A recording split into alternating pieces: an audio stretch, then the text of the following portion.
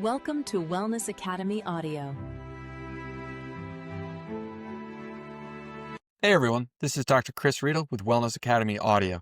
Our goal is to help you build your own healthcare village by bringing together health experts to educate you on the fundamentals. The information shared in this podcast is for educational purposes only and shouldn't be taken as medical advice. Always consult a qualified healthcare provider for personalized care. Today, in honor of Breast Cancer Awareness Month, we're joined by Kylee Arnold to talk about women's nutrition and health. Let's get into the conversation. How's it going, everybody? We're here today with Kylee Arnold, owner and founder of Arnold Nutrition Company, as well as co-creator of Revive Wellness. How you doing today, Kylee? Doing pretty good. Got back from a long weekend, so getting back on track, but feeling pretty good today. Yeah, you just got back from vacation, right? I like to call them trips once you have kids and you bring them with you. So yeah, we got back from a camping trip this weekend, and it was a lot of fun. Very busy. It's interesting because I wear an Oura ring, and it always says like my stress is higher on my kids, even though I, of course, enjoy that time. I have a 2 and a 4-year-old, so I'm just always on and engaged and making sure no one's in danger. Yeah, well, because you're responsible. You can't just shut your brain off, Nope. And it's always surprising. So there's always something new going on. So you can't go into auto mode ever. I know, new danger. I'm sorry, go ahead. Where'd you guys go? We went to Paradise Ranch. It's a campground in Tylertown, Mississippi. So I don't know if you remember too, they had that tornado go through earlier this year, but it's something that we do every year as a family. Actually, one of 6 girls. I have 5 sisters, so I have a very big immediate family. So it's something that a lot of us try to do together every year during the fall. That's a ton of fun. So as we get started, do you mind filling us in on some of your background and how you got into nutrition? Absolutely. And so I'm a national board certified health and wellness coach. And like Chris said, I'm the owner of Arnold Nutrition Coaching, and we're a team of coaches and dietitians here in Baton Rouge. And what really makes us different is that we help you get to your optimal health and body composition. They can exist together, and we would often see like people working towards one or the other, but really wanting both. And we do this a lot. Majority of our clientele is busy women, especially here in the South. I'm just helping them, like I said, with health and body composition, but also energy, metabolism, fertility, hormones. Everything comes back to the foundations of life: nutrition, movement, sleep, stress, bowel movements. Everything almost always comes back to that. And I started this because I used to actually work for a marketing agency, and we worked for online health and fitness companies across the nation. So I was exposed to that online community early on, and the different courses, the different types of training. And I had my own coach. And I realized not a lot of people understood the Southern culture when it comes to tailgating and Mardi Gras and food, and also the limitations here, because there are times you go somewhere and your only option might be fried food, And so I really looked, believe me, I did not want to start my own business. I looked for a very long time for someone I could work for once I got certified and realized this was my passion, but no one was doing it the way that I had envisioned. And so we've gotten some amazing results with over 500 women, and the referrals started flying in, and we grew from there. That's amazing. So how do you manage a lot of the challenges in lifestyle in Louisiana? What are the things that you recommend? So a lot of times, like I said, we work with men too, people of all ages, but most of the time it's busy moms. And sometimes it takes a little bit more effort in the beginning, but it's simply teaching people to pause and recognize their opportunity and options. Because even though in the South we are typically limited, we still have choices. And sometimes that choice might be bringing your own food, even if it's not what you're used to doing. So not saying it's a bad thing and not saying you can't enjoy any of the Southern food, but let's balance and work towards your goals. So for example, it is tailgate season in the South right now. So we'll talk to our clients every weekend like, hey, do you go to a specific tailgate spot where they have food? Are you bringing your ice chest and just roaming around? Like, what's your tailgate personality? And so we'll dive through like, okay, if you're going to a tailgate with jambalaya, you don't have to miss out on the jambalaya, but I want you to be stingy and I want you to get a lot of the meat out of it. And then use like the ladle is typically about a cup, do half of that of rice. Like, to really balance. But if it's somewhere that has like dips and Raisin Cane's that's been sitting out for 5 hours, that's probably not worth it from a food poisoning standpoint, because us in Louisiana, for some reason, we think leaving food out this heat, nothing's going to happen to it. But I'm like, Please listen to the 2-hour rule, people. So we just really weigh like what is worth it, or if alcohol is involved, if people choose to drink. And if you want that to be your splurge, then yeah, maybe you pack a rack and some vegetables or fruit in the ice chest with you. You're bringing your drinks anyway. Let's limit the drinks to what we plan on, have some seltzer waters, have some hydration, and just really understand what your options are. And sometimes bringing your food is that option. Yeah, I think bringing your food, cooking your own food is always one of the hardest things to do for busy adults, but it's one of the most important because then you know what's going in it. A lot of times Exactly. it's, And you for know, me personally, I am a very hungry individual. I don't like to be stuck in a situation where the food's not ready yet, or I don't have food accessible to me, or I have to wait in a long line. Like I'm impatient and I want my food ready whenever I'm ready to eat. So for me, it's easier and it's actually a lot less stressful to bring my food with me in certain occasions. yeah. So you work with a lot of different women specifically during many different phases of their life. You mentioned pregnancy to postpartum to perimenopausal, and also I think you mentioned fertility as well. What are some commonalities you notice that women are dealing with throughout all those phases of life? So in general, women I find are often juggling a lot. Family, careers, responsibilities, and a lot of times their health comes last. And we see a lot of fatigue, craving, stubborn weight, and frustration because they think or feel like they either think and feel like they're doing everything right and not getting results, or they find it so hard to put those habits in place. And so really a lot of the core foundational principles from fertility even to perimenopause and beyond don't change that much. It's when we work one-on-one with someone and we find what are the things that we need to fine tune for your body and your goals in a way that doesn't feel overwhelming. Because the thing is there's so much information out there. Some of it's wrong, but I will say a lot of it's probably right, but it's not all meant for you. So people get very overwhelmed and so they're frozen. They're either doing too many things at once that they can't sustain. And so they go back to their old habits, or they don't do anything at all because they don't know where to start.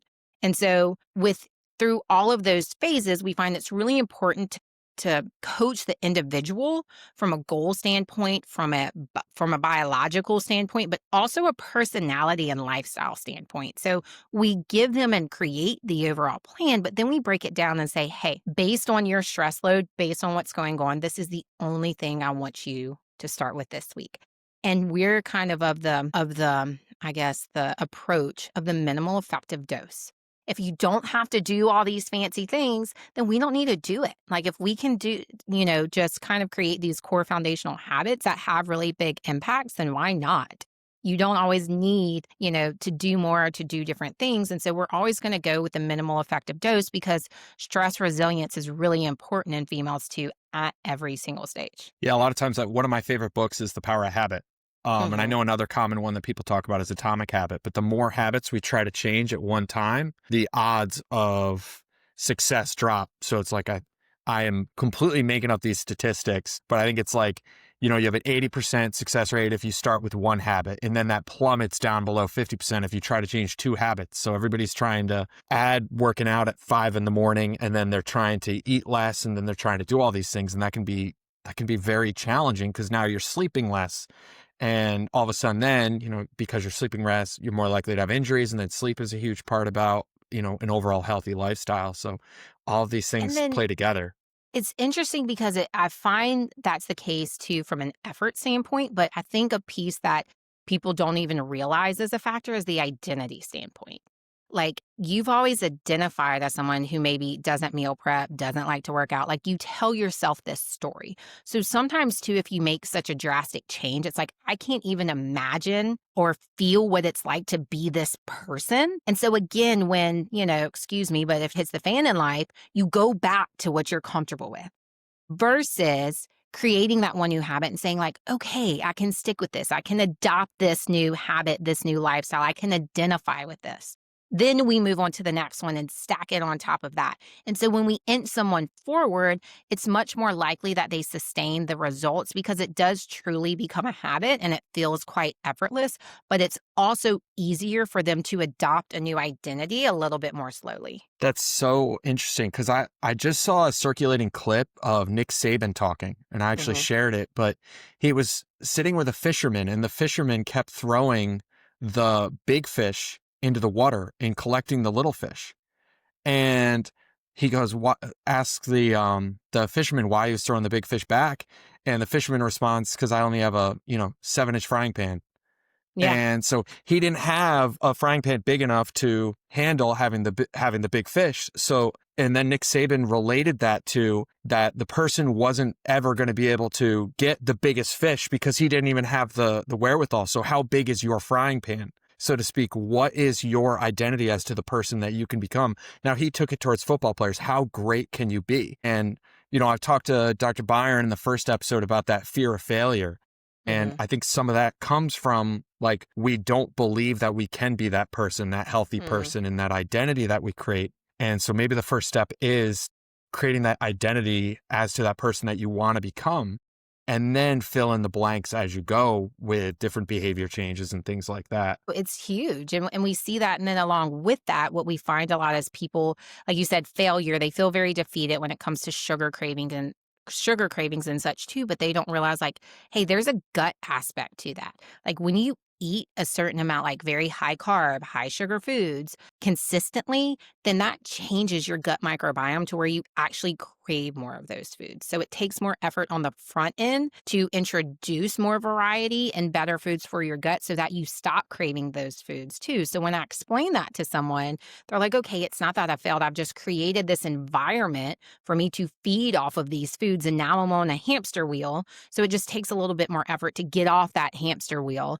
but we can do that. When we all know the sugar's addictive, so it creates that dopaminergic in your brain that results in your brain constantly craving sugar, because sugar is absolutely a drug. So what are the first things that you move into with postmenopausal health? What are some of the biggest challenges you find, and what are the things you find have the most success? So I think that so to even back up, like I feel like the best thing you could do is prepare yourself for perimenopause and menopause. Like that's coming.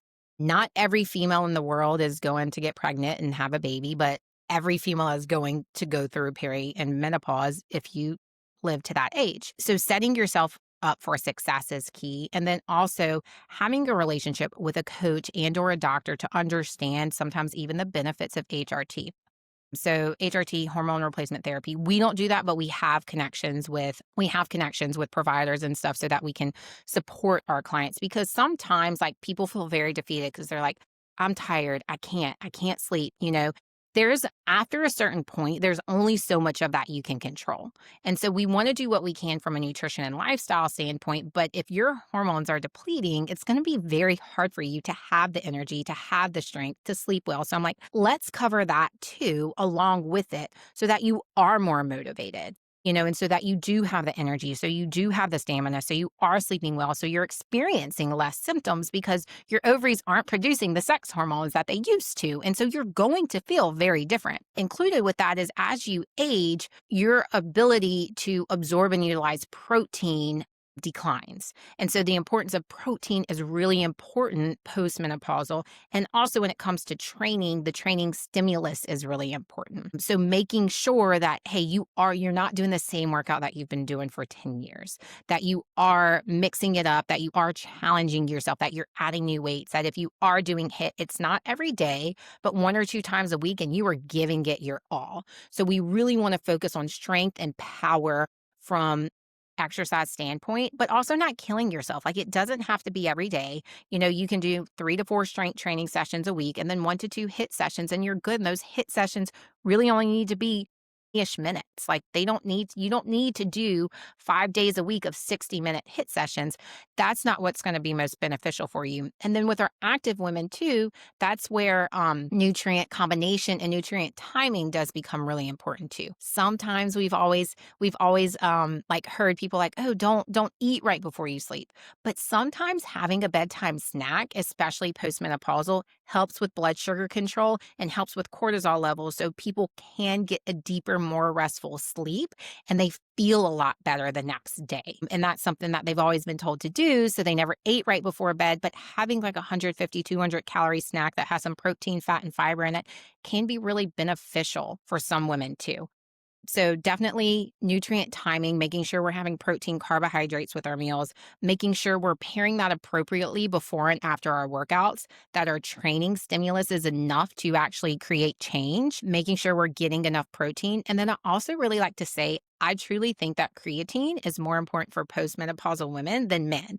I think we've always seen it from a nutritional and supplemental standpoint, like as something that men took, but the benefits that we're seeing from a science perspective and just from an experience perspective are really blowing us out of the water. And there's, it's just a very well studied supplement. It's pretty safe for most people, and just the cognitive and the physical benefits that people see can be really helpful postmenopausal. I think there's a lot of misinformation about, not misinformation, but a lot of confusion surrounding creatine Hmm. because everybody has the stigma of back in the 2000s, I would say. Hmm. It kind of hit the field really popular where you had the guys that were working out a lot were carrying around the jug of water and they were loading with creatine where they were doing the loading phase and then where they were doing a large dose. But I know that a lot of times now the research really supports just even a small dose of 5 grams per day.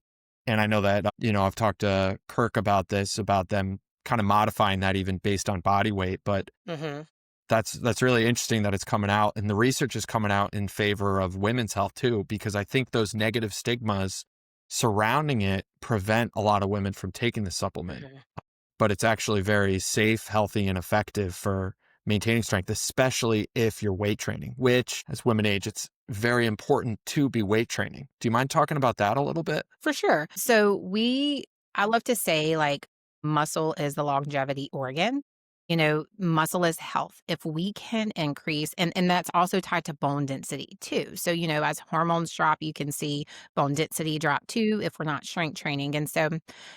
And then research shows it is two people that I really love to read the research from is Stacey Sims and then also Dr. Gabrielle Lyons. And so Dr. Gabrielle Lyons has walked through a research study that showed that like as people age, it's not weight gain that happens first, it's typically muscle loss.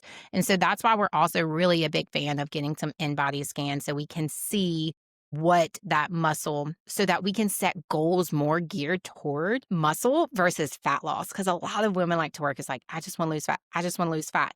But sometimes I might get a scan back and say, hey, your body fat percentage really isn't that bad. We're in a good range, but your muscle is low. So this is what we really need to work on to one, get your body composition goals and to improve your health overall. And then muscle is tied to metabolism. And so if fat loss is your goal, then muscle needs to be your priority there. And so if you're looking for longevity, the best thing that you can do is work to build muscle, and you need to have the right training program and then also diet to support that. And then we know all the benefits. I can go into them, but I don't think a lot of people really look at muscle as being an organ and as being tied to longevity because so many women have chased fat loss most of their life. And every time you lose fat loss, you're losing muscle too. Like that's just part of the process. So if you don't go through a metabolic repair phase or through a muscle building phase, then you're going to kind of be left with like this, what people say, like the skinny fat body type, and you're going to have low muscle tone, which will affect bone density, and it's going to affect your metabolism. So it's going to make it harder to lose fat in the future too. Yeah, most of my injury prevention screening type things is testing your strength, testing the strength of your rotator cuff, your hips, everything there for low back, for hip, for health as we age. And for women, it's particularly important to pay attention to the strength of your hips and resistance training because as women get older, especially postmenopausal, their bone density in their hips can decrease and they become at risk for a hip fracture. If there's a hip fracture when you're older, your longevity goes down drastically because it's much harder for you to, recover from that. And then also just the ability to, I think Peter Attia talks about it all the time, but the ability to just stand up and go socialize, the ability to walk, the ability to move takes strength. And so strength training is very important. But the flip side of that, I like that you mentioned earlier also for the women that are very active, I actually do think that sometimes they need more recovery because I think they're doing these HIIT training in a fasted state and they're training so much that they're not getting the recovery. And so they're actually burning protein and that's impacting their ability to recover, which has hormonal costs as well. But so I love that you brought in those two things where you want to have that middle ground of you need to do some strength training, Mhm. but you don't need to always kill yourself. I also find that a lot of women are focusing on mobility. Mhm. They're doing a ton of yoga, and I'm a fan of Mhm. yoga. I'm not going to Yeah. say that I'm against yoga, but I find that the men are all doing the bro lifts, And they bench kind of need to press. come together. Yeah, they're doing bench press and military press as first priority, but they're Mhm. not doing any of the mobility work. And then women are doing primarily yoga, and they're not doing a lot of the stability resistance training work. And that's one thing I'm seeing frequently. For sure. And especially when it comes to HIIT, like if someone's doing HIIT every day, then you're not really doing HIIT. Because like you said, if you can't recover, then you're not giving it your all. Like it's very hard for me because really like when we look at HIIT, we're doing like sprints or the assault bike, like, 20 seconds on, 20 seconds off. And when you go to that level, then you realize I'm gassed quickly. But so most people, what I see when they're doing HIIT is more, they're just staying in this moderate zone. So they don't have that stimulus to really get them to the next level, whether it's from a power move to grow that strength, or even if it's from a HIIT perspective. And so, but all of these different types of workouts can be beneficial and supplementary, but I do think that strength and or resistance training needs to be at the core of most workouts. Do you mind defining HIIT training very quick for the audience? So HIIT training is high intensity interval training. And so I think it's kind of gotten a little bit muddied throughout the years because really it's short burst of like all out effort. But what I've seen it kind of come to is we're doing HIIT, but we're also, working in some dumbbells with it. And I kind of like to try to keep them separate. I think just that slow, really focused muscle building workout and then keeping your HIIT on a separate day is more effective than trying to muddy them together because then they kind of blend and you're not getting the full benefits out of each one of these. And so, like I said, I really, from a HIIT perspective, or people will do like, I'll see a HIIT workout that involves push ups. And I'm like, that's not to me really HIIT. That's part of your strength workout. So if we're doing HIIT and then also that power move. So I'm sure you see that too with like bone density and strength, but along with losing muscle, we lose power. And so when I say power, I mean like jumping. And then this is going to go on a slight tangent, but I think that's okay because it's all women's health. But a lot of people, I think it starts postpartum. When people don't have the correct pelvic floor therapist or the pelvic floor recovery, they experience leaking, they experience heaviness. And so they go back to the same workouts, but then they can't do it to that same intensity because they feel heaviness, because they didn't repair their core, or they're not training properly postpartum. And so then I feel like they're scared to do these power moves again because, you don't want to pee on yourself. So you just stray away from them versus fixing the problem. And so I think that that postpartum recovery is especially really, really important. And then even as estrogen declines in perimenopause, that affects your tissue. So people can even start to feel prolapse in perimenopause because of the strength of their tissue and elasticity starts to decline too. That's so interesting you say that because I couldn't agree more about it all starting postpartum. We're preaching Dr. Lauren's language here at the Yes. office, but she specializes in that with Maria. But do you mind transitioning us into a little bit of discussion about the important things postpartum to pay attention to when it comes to nutrition and how to recover? Because that is a major time in women's life. It is. And there's a lot of things that people aren't really aware of that can and do happen postpartum. And so the two times when protein is more important is when you're pregnant and then postmenopausal too. And so protein needs do increase during pregnancy. And then postpartum, again, it starts preconception and during pregnancy. Like we work with a lot of pregnant women, even if you're not trying to lose weight, but just setting yourself up for success for postpartum. I actually had fertility struggles with both of my kids and I had gestational diabetes with the first. And so I've been there and I understand it even from at a personal level. I know everyone's experience is different, but postpartum, we see a lot of people, I see one of two things actually. I see either I'm burning more calories because I'm breastfeeding, so I'm eating a lot of food, or I'm ready to get back to my pre-baby weight, so I'm cutting calories really early. And the problem there is your baby is sucking so much out of you breastfeeding or not, it's just a big life event. So nutrient depletion is real. So we want to make sure that food quality is really, really high, because when you're pregnant and postpartum, like those are the biggest times when you can directly have an impact on your child's nutrition. And so especially like when I said with breastfeeding. And so, obviously water is important here. You're going to be more hungry if you're breastfeeding. So calories, most women I see anywhere from between 2,000 and 3,000 calories are their needs a day when breastfeeding. Making sure you do, we have a trainer in our office too. Y'all have people in your offices, but making sure you take the right steps postpartum from a physical standpoint to recover. And you don't just get that clearance at 6 weeks and go right back in, because it's different. Like, abs separated, your organs move. So creating that mind muscle connection, I find, is really important to set yourself up for success in the future. Making sure too, we also see it's not uncommon to see autoimmune conditions pop up first year,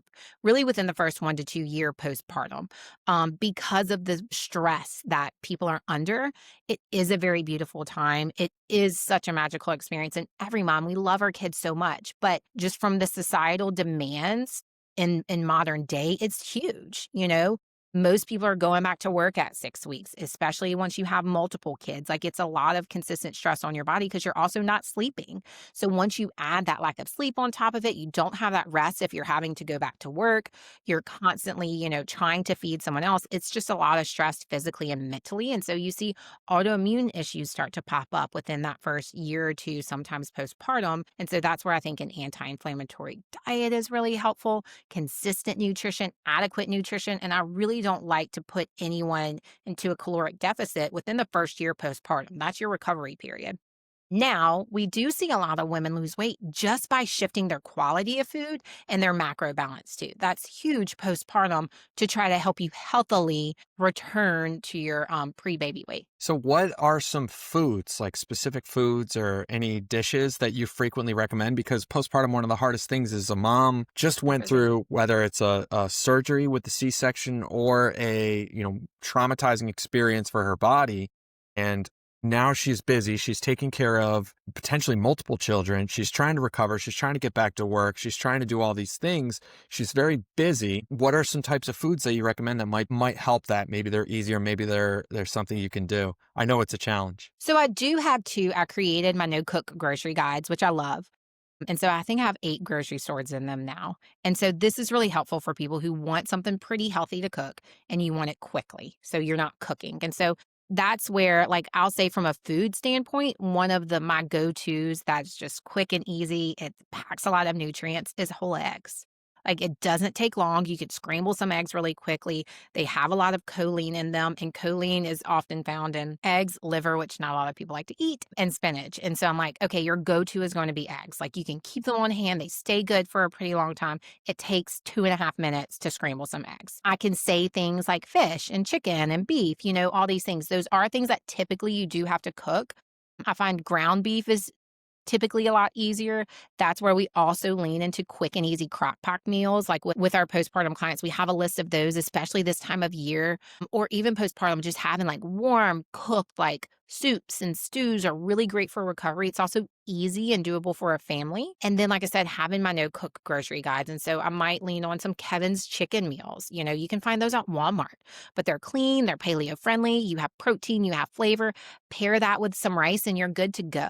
And so that's where we really teach our clients, like, hey, no, you don't have to create everything from scratch. You can still get healthy, prepared meals from the grocery store that you really just put together. Because I was all into cooking after my first, but when that second came along, like, I didn't have the time. I had a baby and a 2-year-old, that just wasn't happening. And so that's where I really leaned in to getting the things that are easy and quick to cook, but still healthy. Do you have any recommendations for how to find the balance between, a healthy diet and not stressing yourself out too much? And so a few things. So one, what we do with clients is we have them track their food for a few days. And I tell everyone, this is not for judgment. This is your starting point. So a lot of people come to us and they expect like, hey, you're going to give me a meal plan. We actually don't do meal plans very often. I like to say, like, we teach you how to eat. We don't tell you how to eat. So for example, when we can see someone's day to day, maybe I see, is a mom skipping breakfast and she just has coffee in the morning. So I say, okay, this week, let's just add some protein to breakfast. And so we'll give a list of some ideas or options, and they'll tell me what works best for them. Maybe it's just adding a clean protein powder and some butter to their coffee so they have that protein and fat, and maybe later on we add an apple for some fiber and carbohydrates. Or maybe they're like, you know what, I do have time to scramble some eggs. Or maybe we keep some Applegate sausages in the freezer that they just heat up in the morning. So we, again, going back to that habit thing, is we look at what you're already doing and what we can change one thing at a time. And that makes it so much less stressful for clients to say, like, hey, it's a win. And maybe we do that for 1 to 2 weeks. And finally they're like, okay, it's easy. I don't have to think about it anymore. Like, I got my breakfast down. And then we can say, okay, Thursday is spaghetti night. Don't have to change that. Maybe we add a little bit more meat to your sauce and maybe do a roasted vegetable on the side. How do you feel about that? And then what's really fun is when we make those tweaks, they feel the win. And then if they already have kids, they start to see that too.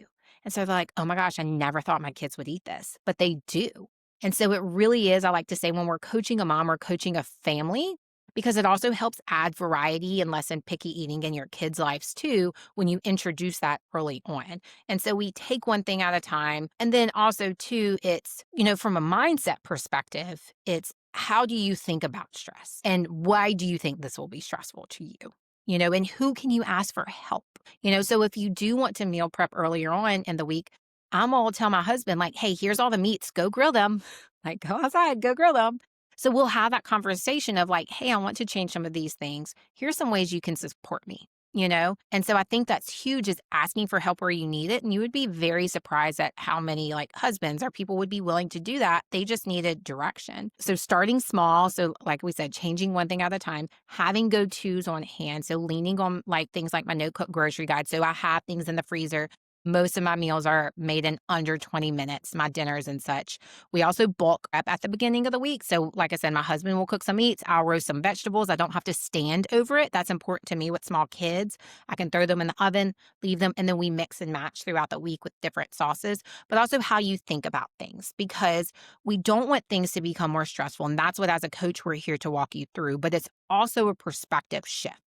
Sometimes the thought of change can be very stressful to us, because it's like, oh my gosh, I'm so comfortable here, I have to do something different, versus seeing it as this is an opportunity for me to actually live a life that will help me live less stressed, because we have those external and internal stressors. And so the more whole foods we can get into our diet, the less stress we can also have on our body. And then leading into quick things, like I always have fruit on hand. Like that's just a quick and easy carb and fiber and nutrient dense thing that I can grab. I don't even have to think about it. So starting small, asking for help, and shifting what you think of when it comes to stress, and then having things on hand too to make it easy for you. Yeah, the stress and all that's really amazing. What do you think are the main foundational habits you try to focus on when working with women during a lot of these different times? So key things I like, and we might not start with them all at the same time, but have a protein and or a fruit and vegetable with each meal. That's typically pretty easy. That makes sure you're getting your protein, you're getting fiber, and you're getting nutrients in. Aim for balanced meals every 4 to 5 hours. We talked about it, strength training 3 times a week, and then prioritizing sleep and stress regulation as much as nutrition. Sleep is really, to me, the foundation. Like if we're not getting adequate sleep, whether that's, I had a conversation with a client today from our conversation last week, and we just shifted her bedtime earlier. And now she's starting to sleep a little bit better throughout the night. So people will be very surprised at how that nighttime routine and how what time you goes to sleep impacts your quality of sleep. Yeah, no, a lot of people, your best sleep, for me, I've tracked my sleep, and the deep sleep is mostly if I go to sleep an hour later, if I go to sleep at 11:30, then I basically just lost an hour and a half of deep sleep compared to if I go to sleep at 10. Like it directly. We find most people do better going to bed before 10 p.m. Yeah. And even if somebody is a nighttime, you have to do the same time each night. That makes such a big difference. I also like that you mentioned the exercise portion. One thing that I do find, and I'll bring it, is a lot of times we get frustrated because we're not sleeping well during that time. And so injury risk is high. And then if people, a lot of times women, they've gone through this period and then they try to get back into exercise like they did pre-pregnancy.